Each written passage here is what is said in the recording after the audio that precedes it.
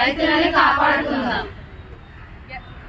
వ్యవసాయాన్ని రక్షిద్దాం, రైతులని కాపాడుకుందాం. వ్యవసాయాన్ని రక్షిద్దాం, రైతులని కాపాడుకుందాం. వ్యవసాయాన్ని రక్షిద్దాం, రైతులని కాపాడుకుందాం. వ్యవసాయాన్ని రక్షిద్దాం, రైతులని కాపాడుకుందాం.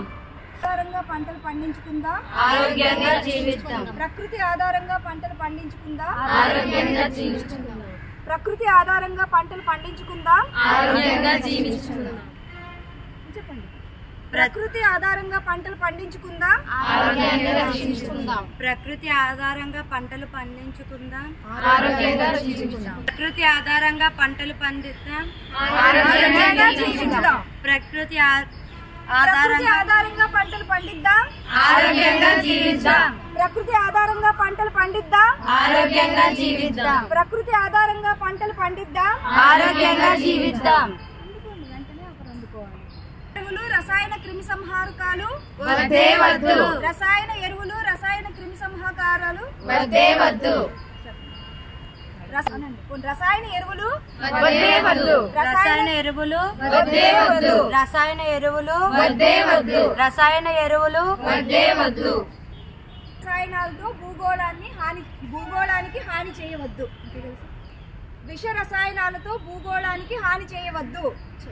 రసాయనాలతో భూగోళాన్ని హాని చేయవద్దు. విష రసాయనాలతో భూగోళాన్ని హాని చేయవద్దు. విష రసాయనాలతో భూగోళాన్ని హాని చేయవద్దు. విష రసాయనాలతో భూగోళాన్ని హాని చేయవద్దు. విష రసాయనాలతో భూగోళాన్ని హాని చేయవద్దు. ఇది చక్రిక చెప్పు.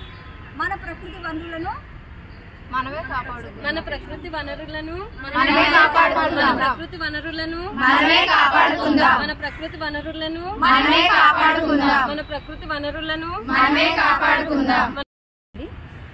నా పేరు డాక్టర్ పుష్పలత. నేను ఉమెన్స్ కాలేజ్లో బాటనీ లెక్చరర్ని. ఈరోజు రైతు దినోత్సవం సందర్భంగా రైతులు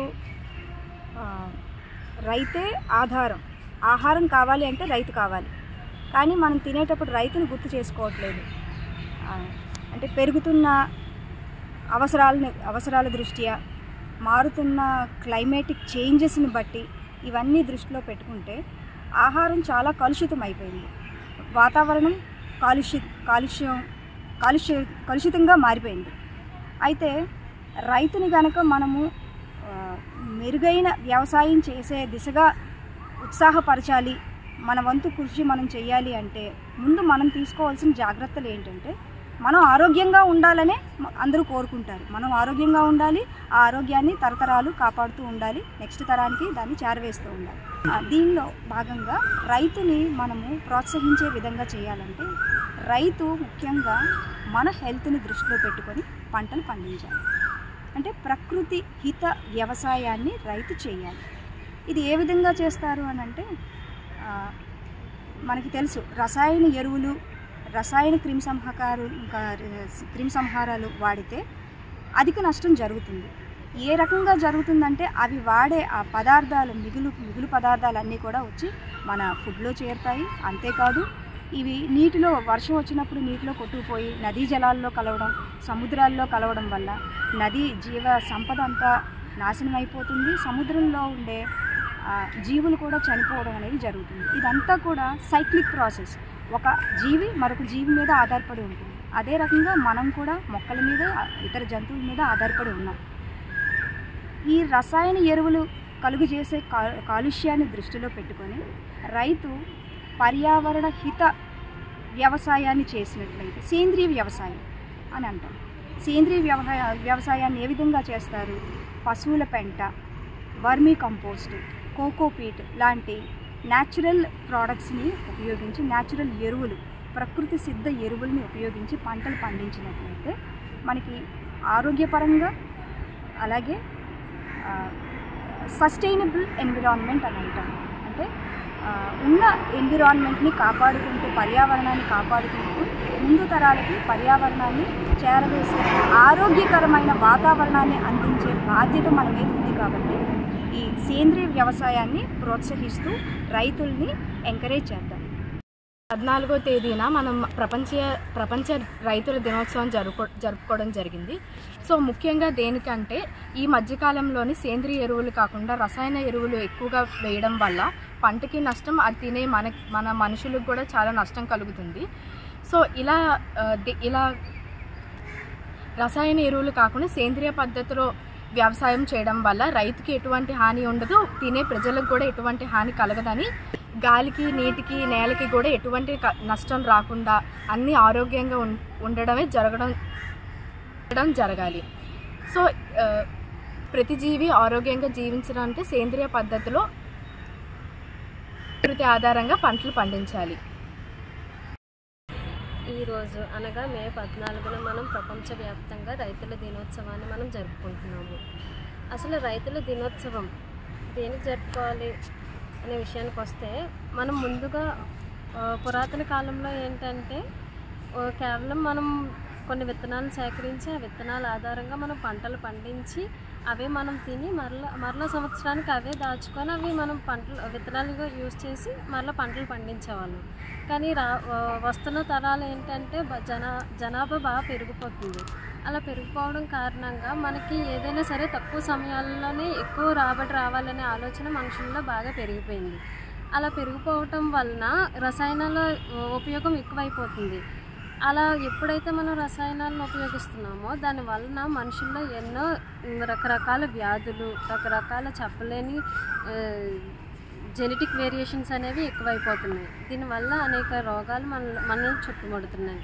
అటువంటివి వాడటం వల్ల కేవలం మనుషులే, ఆ ఆహార పదార్థాలు తినే మనుషులే కాకుండా ఆ పండించే రైతులకు కూడా ఎన్నో శ్వాసకోశ సంబంధిత వ్యాధులు వంటివి ఎన్నో వస్తున్నాయి. ఇవన్నిటికీ కారణం కేవలం రసాయనాల ఉపయోగమే. రసాయనాల ఉపయోగం వల్ల ఎన్నో జెనెటిక్ వేరియేషన్స్ అనేవి వస్తున్నాయి. అటువంటివి రాకుండా ఉండాలంటే మనం వ్యవసాయం అంతా కూడా ప్రకృతి ఆధారంగా సేంద్రియ ఎరువులని ఉపయోగిస్తూ మనం వ్యవసాయం అనేది చేయాలి. ప్రతి పాఠశాలల్లో కూడా పిల్లలకి ఒక అవగాహన కల్పించాలి, ఈ విధంగా వ్యవసాయం చేయాలి. అంతేకాకుండా వాళ్ళతో కూడా మనం వ్యవసాయం చేయించేటట్టు చిన్న చిన్న మొక్కలు నాటించడం, చిన్న చిన్న కూరగాయలు పండించడం వంటివి కూడా, అటువంటి ప్రోగ్రామ్స్ కూడా మనం స్కూల్స్లోని, కాలేజెస్లోని ప్రవేశపెట్టాలి. దీనివల్ల ప్రతి ఒక్కరికి అవగాహన కలుగుతుంది. అండ్ పిల్లలు కూడా వాళ్ళ తల్లిదండ్రులతో చెప్పి వాళ్ళకు కూడా అవగాహన కల్పిస్తారు. ఈ విధంగా మనం మన పరిసరాలు మారితే మన ఊరు మారుతుంది, మన ఊరు మారితే మన దేశం మారుతుంది, మన దేశం మారితే మన ప్రపంచం మొత్తం మారుతుంది. ఇలా చిన్న విషయాలు అవగాహన కల్పించడం ద్వారా వ్యవసాయం మీద ప్రపంచం మొత్తంలో మనం ఒక మంచి అవగాహన రాగలగం.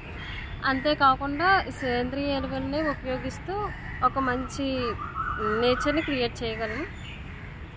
May 14, 2023 was celebrated as World's Farmers' Day. In this day, we have to eradicate the inorganic pesticides and encourage the farmers to use the organic pesticides in day-to-day life, because using this organic pesticides increase the sustainability of the human beings and their health. మే 14 ప్రపంచ రైతుల దినోత్సవం దృష్టిలోకి తీసుకొని మనమంతా రైతుకి గిట్టుబాటు ధర కలగాలి, రైతు ఆరోగ్యంగా ఉండాలి, రైతు ఆనందంగా జీవించాలి అనేందుకు మనం కృషి చేయాల్సిన అవసరం ఉంది. అలాగే వినియోగదారులు నేరుగా రైతు నుంచే కొనుగోలు చేసే ప్రయత్నం చేస్తే ధరలు అనేవి చాలా తక్కువ దొరుకుతాయి.